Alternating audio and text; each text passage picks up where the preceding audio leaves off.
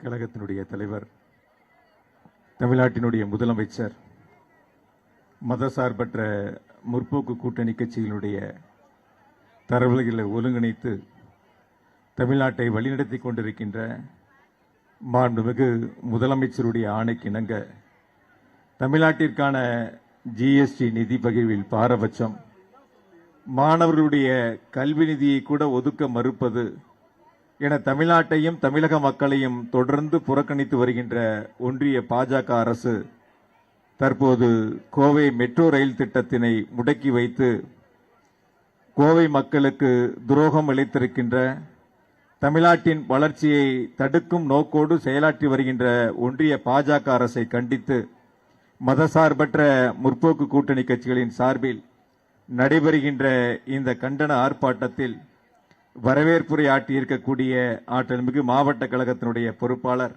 அன்பு சகோதரர் திரு செந்தமிழ் செல்வன் உள்ளிட்ட எனக்கு முன்னாலே உரையாற்றியிருக்கக்கூடிய முன்னாள் அமைச்சர், போற்றுதலுக்குரிய திரு அண்ணன் பொங்கலூர் பழனிசாமி உள்ளிட்ட மேடையில் இருக்கக்கூடிய மதசார்பற்ற முற்போக்கு கூட்டணி கட்சியினுடைய தலைவர்கள், நிர்வாக பெருமக்கள், திராவிட முன்னேற்ற கழகத்தினுடைய மாவட்ட கழகத்தினுடைய செயலாளர்கள், மாநில நிர்வாகிகள் உள்ளிட்ட அனைத்து வருகின்ற அனைத்து பொறுப்பாளர்களுக்கும் என்னுடைய அன்பு கலந்த வணக்கத்தையும் நன்றியும் இந்த நேரத்தில் அன்போடு தெரிவித்துக் கொண்டு, தமிழ்நாட்டினுடைய முதலமைச்சர் மாண்புமிகு தளபதி அவர்கள் இன்று நம்முடைய கோவையை ஒன்றிய பாஜக அரசு புறக்கணித்திருக்கிறது, மெட்ரோ ரயில் திட்டத்திற்கு ஒப்புதல் தராமல் நிராகரித்திருக்கிறது என்பதால் இந்த கண்டன ஆர்ப்பாட்டத்தை அறிவித்து மதசார்பற்ற முற்போக்கு கூட்டணி கட்சிகளின் சார்பில் நடைபெற்றுக் கொண்டிருக்கின்றன. இந்த நிகழ்வில் இன்னொன்றை நாம் புரிந்து கொள்ள வேண்டும். ஒன்றிய பாஜக அரசு ஆளுகின்ற மாநிலங்கள் தவிர, அவருடைய தோழமை இயக்கங்கள் ஆளுகின்ற மாநிலங்கள் தவிர, ஆளுநர் என்ற ஒரு அதிகார மையத்தை வைத்து அவர்களுக்கு எதிராக அவர்கள் ஆளாத மாநிலங்களில் அவர்கள் அரசியல் செய்வதையும் அதிகாரம் செலுத்துவதையும் உச்சநீதிமன்றம் வரை சென்று இந்தியாவிற்கே வழிகாட்டக்கூடிய ஒரு தீர்ப்பை பெற்று தந்திருக்கக்கூடிய முதலமைச்சர் மாண்புமிகு தளபதி அவர்களுக்கு ஒன்றிய பாஜக அரசுக்கு உச்சநீதிமன்றம் சம்மட்டி அடி கொடுத்து இந்தியாவை வழிநடத்தக்கூடிய தகுதி படைத்த தலைவர் நம்முடைய முதலமைச்சர் மாண்புமிகு தளபதி அவர்கள் எடுத்திருக்கக்கூடிய முன்னெடுப்பிற்கு ஒட்டுமொத்த ஆதரவுகளையும் வழங்கியிருக்கின்றார்கள். ஒரு அரசு மக்களால் தேர்ந்தெடுக்கப்பட்ட அரசிற்கு மட்டுமே அதிகாரம் செலுத்த முடியும்.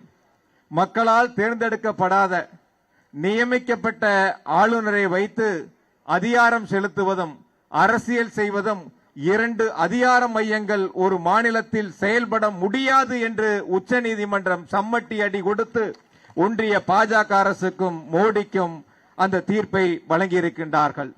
இனி இந்தியாவில் இதுபோன்ற ஒரு தீர்ப்பை பெற்று தந்திருக்கக்கூடிய ஒரு ஆளுமைமிக்க முதலமைச்சர் என்று சொன்னால் அது திராவிட மாடல் அரசினுடைய முதலமைச்சர் மாண்புமிகு முத்துவேல் கருணாநிதி ஸ்டாலின் என்பதை இந்திய தாய் திருநாட்டு மக்களே வியந்து பார்த்து பாராட்டக்கூடிய அளவிற்கான மகத்தான ஒரு தீர்ப்பை நீதிமன்றத்தின் மூலம் பெற்று தந்திருக்கின்றார்கள். எனவே இந்நாளில் நம்முடைய முதலமைச்சர் மாண்புமிகு தளபதி அவர்களுக்கு கோவை மாவட்ட மக்கள் சார்பாக மனமார்ந்த நன்றியும் வாழ்த்துக்களையும் பாராட்டுக்களையும் அன்போடு தெரிவித்துக் கொண்டு, இந்த கண்டன ஆர்ப்பாட்டம் என்பது கோவை மதுரை மெட்ரோ ரயில் திட்டங்களுக்கு ஒன்றிய அரசு நிதிகளை கொடுக்காமல், அனுமதிகளை கொடுக்காமல் நிராகரித்திருக்கின்றன. இந்த நிராகரிக்கப்பட்ட நிகழ்வு என்பது கடந்த கால தேர்தல் காலங்களில் அந்த வாக்குறுதிகளை கொடுத்து வாக்குகளை பெற்ற பாஜக அதிமுக கூட்டணி கூட இந்த நேரத்தில் மோடி அரசை, பிஜேபி அரசை பார்த்து இந்த திட்டங்களுக்கு அனுமதி மறுத்தது தவறு என்று சொல்வதற்கு கூட திராணி இல்லாத நிலையில் இந்த கூட்டணி கட்சிகள் இருந்து கொண்டிருக்கின்றன. அதிமுகவும் பாஜகவும் அவருடைய சேர்ந்திருக்கக்கூடிய கூட்டணி கட்சிகளும். ஆனால் நம்முடைய முதலமைச்சர் மாண்புமிகு தளபதி அவர்கள் நேற்று மாலை கோவையில், மதுரையில் கண்டன ஆர்ப்பாட்டம் நடைபெறும் என்று அறிவித்தவுடன் நேற்று மாலை அறிவித்து இன்று காலை பெருந்திரளாக பங்கெடுத்திருக்கின்ற அத்துணை நல் உள்ளங்களுக்கும் மதசார்பற்ற முற்போக்கு கூட்டணி கட்சிகளின் சார்பில் மனமார்ந்த நன்றியை இந்த நேரத்தில் அன்போடு தெரிவித்துக் கொள்கின்றேன். கோவையில் மெட்ரோ ரயில் திட்டத்தை செயல்படுத்திட வேண்டும் என்று மாண்பு முதலமைச்சர் அவர்கள் அறிவித்து அதற்கான விரிவான திட்ட அறிக்கையை தயார் செய்து ஒன்றிய அரசிற்கு அனுப்பி வைத்தார்கள். ஆசிய உள்கட்டமைப்பு முதலீடு வங்கி அதிகாரிகள் கோவைக்கு வருகை தந்து அதற்கான ஆய்வுகளை மேற்கொண்டு அந்த திட்டப்பணிகளை செயல்படுத்துவதற்கான அனைத்து நிலைகளிலும் நடவடிக்கைகளை எடுத்தார்கள். அந்த விரிவான திட்ட அறிக்கை அனுப்பப்பட்டு 15 மாதங்களாக நிலுவையில் வைத்திருந்து 2 தினங்களுக்கு முன்பாக அந்த விரிவான திட்ட அறிக்கையை நிராகரித்து அதற்கான ஒப்புதலை தர மறுத்திருக்கிறது ஒன்றிய அரசு. ஆனால் பாஜக ஆளக்கூடிய மாநிலங்களில் மெட்ரோ ரயில் திட்டம் வேண்டும் என்று திட்ட அறிக்கை தயாரித்து அனுப்பினால் 5 மாதங்களில் அனுமதி வழங்குகின்ற பாஜக அரசு தமிழ்நாட்டிற்கு வழங்கப்பட்டிருக்கக்கூடிய அந்த விரிவான திட்ட அறிக்கையை 15 மாதங்கள் கழித்து நிராகரித்திருப்பது என்பது தமிழ்நாட்டு மக்கள் மீது, கோவை மக்கள் மீது, மதுரை மக்கள் மீது பிஜேபி அரசு வைத்திருக்கக்கூடிய வன்மத்தை காட்டுகிறது என்பதை நாம் இந்த நேரத்தில் புரிந்து கொள்ள வேண்டும். இப்படிப்பட்ட இந்த மெட்ரோ ரயில் திட்டத்தை புறக்கணிப்பதற்கு, மெட்ரோ ரயில் திட்டத்தை நிராகரிப்பதற்கு மக்கள் தொகையை காரணம் காட்டுகின்ற ஒன்றிய அரசு நம்முடைய கோவை மாநகராட்சியில் மட்டும் இப்பொழுது 16 லட்சம் வாக்காளர்களை கொண்ட ஒரு மாநகராட்சியாக, விரிவடைந்த மாநகராட்சியாக நம்முடைய கோவை மாநகராட்சி விளங்கிக் கொண்டிருக்கின்றன. ஆனால் இதையெல்லாம் புரிந்து கொள்ளாமல் மக்கள் தொகை குறைவாக இருக்கிறது என்ற காரணத்தை சொல்லி இந்த திட்டத்தை ஒன்றிய அரசு நிராகரிக்கிறது என்று சொன்னால் 10 ஆண்டுகளுக்கு முன்பாக எடுத்திருக்க வேண்டிய இந்த மக்கள் தொகை கணக்கெடுப்பை 10 ஆண்டுகளும் நடவடிக்கை எடுக்காமல், மக்கள் தொகை கணக்கெடுப்பை எடுக்காமல் காரணத்தை சொல்லுகின்ற ஒன்றிய அரசு ஆக்ராவிலே 15 லட்சம், பீகாரினுடைய பாட்னாவிலே 16 லட்சம், மத்திய பிரதேசம் போபாலிலே 17 லட்சம், அங்கெல்லாம் மெட்ரோ ரயில் திட்டத்திற்கு அனுமதிகளை தந்திருக்கக்கூடிய ஒன்றிய அரசு கோவைக்கு மட்டும் அனுமதிகளை தர மறுக்கிறது என்று சொன்னால் இது கோவை மட்டுமல்ல, மதுரை மட்டுமல்ல, தமிழ்நாடு அரசு தமிழ்நாட்டு மக்களுக்கு வழங்கியிருக்கக்கூடிய சாதனை திட்டங்களை பார்த்து ஒன்றிய அரசு மிரண்டு போயிருக்கின்றன. தமிழ்நாட்டை எந்த சூழ்நிலையிலும் வளர்ந்துவிடக் கூடாது, தமிழ்நாடு வளர்ச்சி பெற்றுவிடக் கூடாது, திராவிட மாடல் ஆட்சியில் இந்தியாவில் தமிழ்நாடு முதன்மை மாநிலம் என்ற நிலைக்கு வந்துவிடக் கூடாது என்ற குறுகிய மனப்பான்மையோடு மோடி அரசு, பாஜக அரசு தமிழ்நாட்டை தொடர்ந்து வஞ்சித்துக் கொண்டிருக்கின்றன. இங்கு இருக்கக்கூடிய சட்டமன்ற உறுப்பினர், பிஜேபியை சார்ந்த சட்டமன்ற உறுப்பினரை பார்த்து நான் கேட்டுக்கொள்வது, இங்க இருக்கக்கூடிய அடிமை அதிமுகவை பார்த்து நான் கேட்டுக்கொள்வது, நீங்கள் கூட்டணி அமைத்திருக்கின்றீர்களே, உங்கள் கூட்டணியின் மூலமாக இந்த 4.5 ஆண்டுகளில் குறிப்பாக பிஜேபி அரசு அமைந்து இந்த 3வது முறையாக ஆட்சி அமைத்திருக்கிறோம் என்று பெருமை சாற்றிக் கொள்கிறீர்களே, உங்களுடைய பிஜேபி அரசில் தமிழ்நாட்டிற்கு வழங்கிய சிறப்பு திட்டங்கள் ஏதாவது ஒன்றை சொல்லுங்கள்.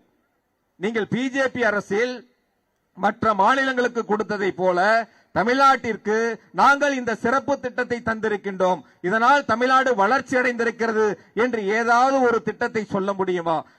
எந்த திட்டத்தையும் கொடுக்காத ஒன்றிய அரசு, பிஜேபி அரசு தமிழ்நாட்டிற்கு வருகின்ற பொழுதெல்லாம் அது பிரதமராக இருந்தாலும் சரி, ஒன்றிய அமைச்சர்களாக இருந்தாலும் சரி, ஒன்று திருக்குறளை சொல்வார்கள், மற்றொன்று தமிழிலே பேச ஆரம்பிப்பார்கள். தமிழ்நாட்டை பற்றி புகழ்ந்து பேசுவதை போல அந்த இடத்திலே ஒரு மாய தோற்றத்தை உருவாக்குவார்கள். ஆனால் தமிழருடைய பாரம்பரியத்தை மட்டும் ஏற்றுக்கொள்வதற்கு ஒத்துக்கொள்ள மாட்டார்கள். அந்த நிலையில்தான் ஒன்றிய அரசு, பிஜேபி அரசு அங்கே செயல்பட்டு கொண்டிருக்கின்றனர். அப்படிப்பட்ட ஒன்றிய அரசு, பிஜேபி அரசிற்கு இன்று சொப்பனமாக இருக்கக்கூடியவர் நம்முடைய முதலமைச்சர் மாண்புமிகு தளபதி என்பதை இந்த நேரத்தில் நாம் புரிந்து கொள்ள வேண்டும். இப்படியாக இந்த மெட்ரோ ரயில் திட்டத்தினுடைய புறக்கணிப்புகள் மட்டுமல்ல, சென்னையில் இருக்கக்கூடிய மெட்ரோ ரயில் 2ஆம் திட்டத்திற்கு நிதிகளை ஒன்றிய அரசு தர மறுத்த பொழுதும் கூட தமிழ்நாடு அரசினுடைய நிதிகளை கொண்டு அந்த திட்டத்தை செயல்படுத்தியவர் நம்முடைய முதலமைச்சர் மாண்புமிகு தளபதி அவர்கள். எனவே நம்முடைய முதலமைச்சரை பொறுத்தவரை வாக்களித்தவர்கள், வாக்களிக்காதவர்கள் என்று வித்தியாசம் பார்ப்பதில்லை. அனைத்து மாவட்டங்களும் ஒரு சேர வளர்ச்சி பெற வேண்டும், அனைத்து பகுதிகளுக்கும் சரிசமமான வளர்ச்சி வேண்டும், எல்லோருக்கும் எல்லாம் என்ற உன்னத நோக்கத்தோடு பொற்கால ஆட்சியை நடத்தக்கூடிய முதலமைச்சர் தான் நம்முடைய முதலமைச்சர் மாண்புமிகு தளபதி என்பதை இந்த நேரத்தில் நாம் நினைத்து பார்த்திட வேண்டும். அந்த வகையில் முதலமைச்சருடைய முன்னெடுப்புகளை ஒன்றிய பாஜக அரசு தடுக்கிறது என்று சொன்னால் தடுக்கக்கூடியவர்களை விரட்டி அடைத்து தமிழ்நாட்டை வளர்ச்சி பாதைக்கு அழைத்து செல்கின்ற முதலமைச்சர் மாண்புமிகு தளபதி அவர்களுக்கு நம்முடைய கோவை மாவட்ட மக்கள் என்றும் உறுதுணையாக இருந்திட வேண்டும் என்று இந்த நேரத்திலே உங்களிடத்தில் அன்போடு கேட்டுக்கொள்கின்றேன். முட்டுக்கட்ட ஓடுது மோடி அரசு, அதுக்கு முட்டு கொடுக்குது எடப்பாடி பழனிசாமி அதிமுக. முட்டுக்கட்ட போடுறது யாரு? மோடி. அதுக்கு முட்டு கொடுக்கிறது எடப்பாடி. எந்த அவங்க ஆட்சியில் இருக்கும்போது கிட்டத்தட்ட 2015 ஒரு 5 எய்ம்ஸ் மருத்துவமனை பாராளுமன்றத்தில் அறிவிச்சாங்க. அந்த 5ல் 4 கட்டி முடிச்சு திறந்துட்டாங்க. அதுக்கு பிறகு அறிவிக்கப்பட்ட எய்ம்ஸ் மருத்துவமனை கூட பல நகரங்கள்ல அறிவிக்கப்பட்டு தொடங்கப்பட்டு திறந்து வைக்கப்பட்டிருக்கின்றன. 10 வருஷமா தமிழ்நாட்டில் வரும், ஆனா வராது. சினிமா டயலாக் தான் பிஜேபிக்கு ஞாபகப்படுத்தணும், மோடிக்கு ஞாபகப்படுத்தணும். ஆக ஒரு எய்ம்ஸ் மருத்துவமனை கொடுக்க அறிவித்த திட்டங்களை செயல்படுத்த கொடுக்க மனமில்லாதவர்கள், ஒரு வளர்ச்சி அடையக்கூடிய தென்னிந்தியாவின் மான்செஸ்டர் என்று சொல்லக்கூடிய தன்னுடைய உழைப்பால் உதிரத்தை வியர்வையாக கொடுத்து உழைத்து முன்னேற்றத்திற்கு சென்றிருக்கக்கூடிய கோவை மக்களுடைய அந்த உழைப்பிற்கு அங்கீகாரம் கொடுக்காமல் அரசு முன்னெடுத்திருக்கின்ற நம்முடைய முதலமைச்சர் மாண்புமிகு தளபதி அவர்கள் முன்னெடுத்திருக்கின்ற இந்த மெட்ரோ ரயில் திட்டத்திற்கு ஒப்புதல் அளிக்காமல் அதற்கான நிதிகளை தர மனமில்லாமல் ஒன்றிய பாஜக அரசு தொடர்ந்து தமிழ்நாட்டிற்கு வஞ்சனையை செய்து கொண்டிருக்கின்றன. கல்வி நிதி தர மறுப்பு, 100 நாள் வேலை திட்டத்திற்கு நிதி கொடுக்க மறுப்பு, நம்முடைய திட்டங்களுக்கு ஒப்புதல் அளிப்பதற்கு ஒன்றிய அரசு மறுப்பு. ஆனால் நம்முடைய வரி மட்டும் அவர்களுக்கு தேவை.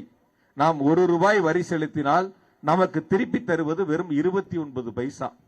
ஆனால் 1 ரூபாய் வரி செலுத்தக்கூடிய மாநிலங்களுக்கு 7 ரூபாய் வரை பிஜேபி ஆளக்கூடிய மாநிலங்களுக்கு ஒன்றிய அரசு நிதி தருகிறது என்று சொன்னால், சில தினங்களுக்கு முன்பாக இங்கே வந்த ஒன்றிய நிதி அமைச்சர் நிர்மலா சீதாராமன் பத்திரிகையாளர்களை சந்திக்கின்ற பொழுது அந்த கட்சியினுடைய கூட்டத்திலே கூட அவர்கள் சொல்கிறார், அனைத்து மாநிலங்களுக்கும் நாங்கள் சரியான நிதிகளை தருகிறோம் என்று சொல்கின்றார்கள்.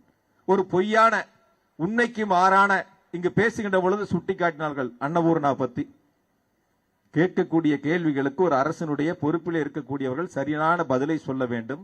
அவர்கள் கோரிக்கைகளை வைத்தால் அதை நிறைவேற்றுவதற்கு முயற்சிகளை எடுக்க வேண்டும். அதை விடுத்து அவர்களை மிரட்டி மன்னிப்பு கேட்க வைப்பது பிஜேபி, அந்த அரசு, அந்த அரசியலே இருக்கக்கூடிய அந்த கட்சியிலே இருக்கக்கூடிய நிர்வாகிகள். ஆனால் நம்முடைய முதலமைச்சர் என்ன கோரிக்கைகளை மக்கள் சொல்கின்றார்களோ, ஏன் 2021 கோவையில 10 தொகுதிகளும் அதிமுக பிஜேபி வெற்றி பெற்றது. 10 தொகுதிகளும் வெற்றி பெற செய்த இந்த கோவை மக்களுக்கு பிஜேபி அரசு, மோடி அரசு, அதிமுக இப்பொழுது கூட்டணியில் சேர்ந்திருக்கக்கூடிய அந்த கூட்டணி கட்சியில் இந்த மெட்ரோ ரயில் திட்டத்திற்கு ஒப்புதல் வழங்க மனமில்லை என்று சொன்னால், வெற்றியை தந்த உங்கள் மக்களையே நீங்கள் புறக்கணிக்கிறீர்கள் என்று சொன்னால், 2026 10 தொகுதிகளும் திராவிட முன்னேற்ற கழகம் தலைமையிலான மதசார்பற்ற முற்போக்கு கூட்டணி மாபெரும் வெற்றி பெறும். நம்முடைய முதலமைச்சர் மாண்புமிகு தளபதி அவர்கள் திராவிட மாடல் 2.0 அரசை மீண்டும் தமிழ்நாட்டில் அமைப்பார்கள். அதற்கு கோவை துணை நிற்கும். 200 தொகுதிகளுக்கு மேல் வெல்வோம் என்று சொன்னால், கோவையில் 10 தொகுதிகளையும் திராவிட முன்னேற்ற கழகம் தலைமையிலான மதசார்பற்ற முற்போக்கு கூட்டணி நிச்சயம் வெல்லும். சரி, 10 தொகுதி கோவை மக்கள் வெற்றி வாய்ப்பை தந்தார்களே, ஒன்றிய அரசு எதுவும் செய்யவில்லை, அதற்காக வெற்றி வாய்ப்பு கொடுக்கவில்லை என்பதற்காக நம்முடைய முதலமைச்சர் மாண்புமிகு தளபதி அவர்கள் திட்டத்தை தராமல் விட்டுவிட்டாரா? அவிநாசி சாலையில் கம்பீரமாக தமிழ்நாட்டிலேயே மிக நீளமான உயர்மட்ட பாலத்தை கட்டி அதற்கு ஜிடி நாயுடு பெயரை வைத்து திறந்து வைத்தவர் நம்முடைய முதலமைச்சர் மாண்புமிகு தளபதி அவர்கள். பெரியார் நூலகம், போட்டி தேர்வுக்கு தயாராகக்கூடியவர்களுக்கு அவர்கள் படிப்பதற்கு பெரியார் நூலகம் மிக பிரம்மாண்டமாக தயாராகி கொண்டிருக்கின்றன. ஜனவரியிலே நம்முடைய முதலமைச்சர் மாண்புமிகு தளபதியுடைய திருக்கரங்களால் திறந்து வைக்க இருக்கின்றார்கள். செம்மொழி பூங்கா மிக சிறப்பாக 214 கோடி ரூபாய் மதிப்பீட்டிலே தயாராகி கொண்டிருக்கின்றன. வருகின்ற 25ஆம் தேதி நம்முடைய முதலமைச்சர் மாண்புமிகு தளபதியுடைய திருக்கரங்களால் திறந்து வைக்க இருக்கின்றார்கள். பல ஆண்டுகால கோரிக்கை, தன்னுடைய இல்லத்தில் ஒரு பகுதியை ஒதுக்கி நாங்கள் தங்க நகை செய்கின்றோம், எங்களுக்கு ஒரு தொழில் வளாகம் வேண்டும் என்ற கோரிக்கையை ஆட்சியில் இருந்தவர்கள் புறக்கணித்தார்கள். நம்முடைய முதலமைச்சருடைய பகுதிகளுக்கே சென்று அவருடைய கோரிக்கைகளை கேட்டு தங்க நகை பூங்கா அமைப்பதற்கான அறிவிப்பை கொடுத்து திட்ட மதிப்பீடை தயார் செய்து அதற்கான பணிகளையும் தொடங்கி வைத்திருப்பவர் நம்முடைய முதலமைச்சர் மாண்புமிகு தளபதி அவர்கள். ஐடி பார்க், தகவல் தொழில்நுட்பத்தினுடைய தலைமையிடமாக திகழக்கூடிய கோவைக்கு இன்று அந்த தகவல் தொழில்நுட்ப பூங்காவை அமைப்பதற்கான திட்டங்களையும் தந்திருப்பவர் நம்முடைய முதலமைச்சர் மாண்புமிகு தளபதி அவர்கள். சாலை வசதிகள் வேண்டுமா, 200 கோடி ரூபாய் சிறப்பு நிதி. பாதாள சாக்கடை திட்டம் வேண்டுமா, அதற்கு சிறப்பு நிதிகள். இப்படி தொடர்ச்சியாக அடிப்படை வசதிகளை மேம்படுத்துவதற்கும் தொழில் வளர்ச்சியை மேம்படுத்துவதற்குமான திட்டங்களை தந்திருப்பவர் நம்முடைய முதலமைச்சர் மாண்புமிகு தளபதி அவர்கள். அது மட்டுமா, கலைஞர் மகளிர் உரிமை தொகை வழங்கக்கூடிய மகத்தான திட்டம், விடியல் பயணம், நான் முதல்வன், தமிழ் புதல்வன், புதுமை பெண், இல்லம் தேடி கல்வி, மக்களை தேடி மருத்துவம், இப்படி அடுக்கடுக்கான திட்டங்கள் சொல்லிக்கொண்டே போகலாம். அந்த அளவிற்கு தமிழ்நாட்டு மக்களுடைய எண்ணங்களை, எதிர்பார்ப்புகளை பூர்த்தி செய்திருப்பவர் நம்முடைய முதலமைச்சர் மாண்புமிகு தளபதி அவர்கள்.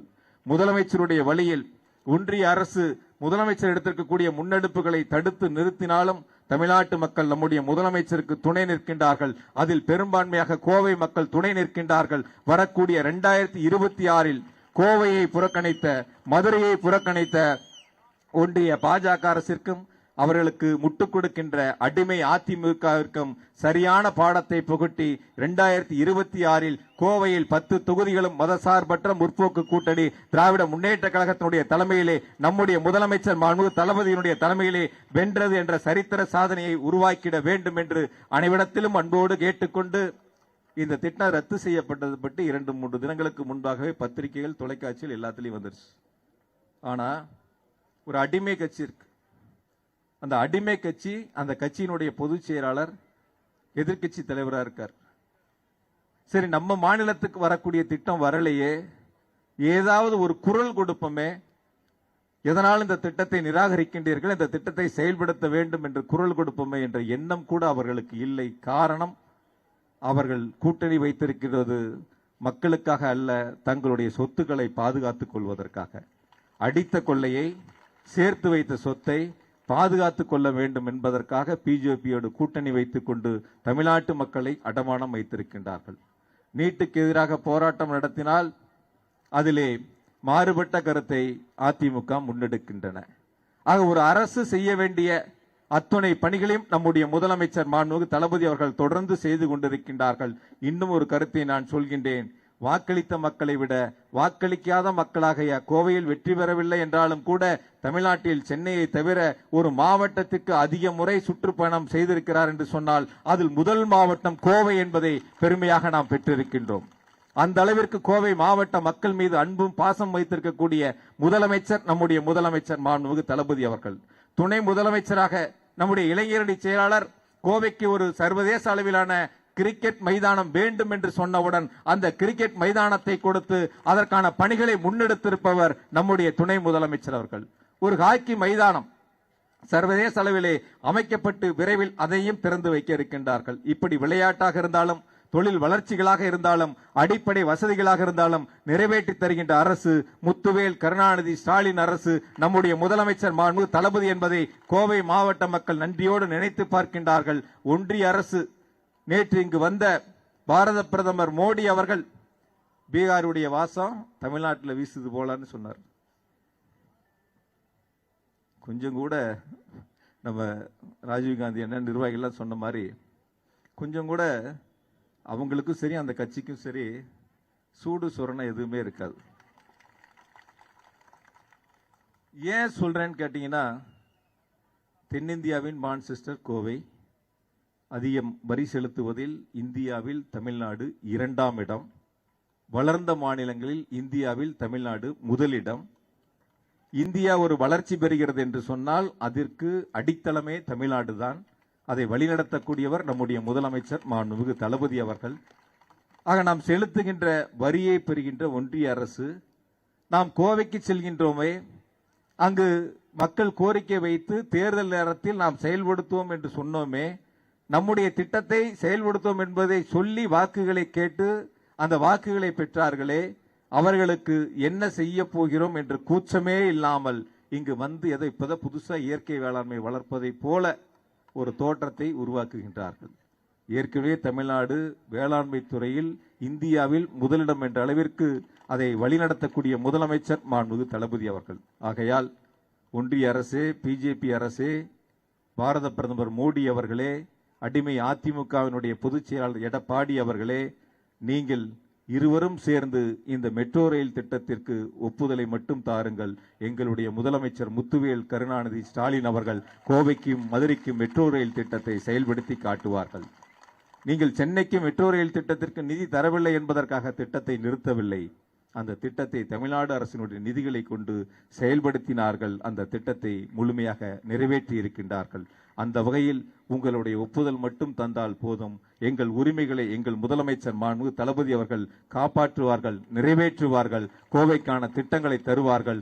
இந்தியாவில் தமிழ்நாடு முதலிடம், தமிழ்நாட்டில் கோவை மாவட்டம் வளர்ச்சியில் முதலிடம் என்பதை நம்முடைய முதலமைச்சர் அவர்கள் தொடர்ந்து திட்டங்களை தந்து நிறைவேற்றி கொண்டிருக்கின்றார்கள். அவர்களுக்கு அனைவரும் துணை நிற்போம் என்பதை சொல்லி இப்பொழுது கோஷங்களை அனைவரும் முன்னெடுப்போம் என்று கேட்டுக்கொண்டு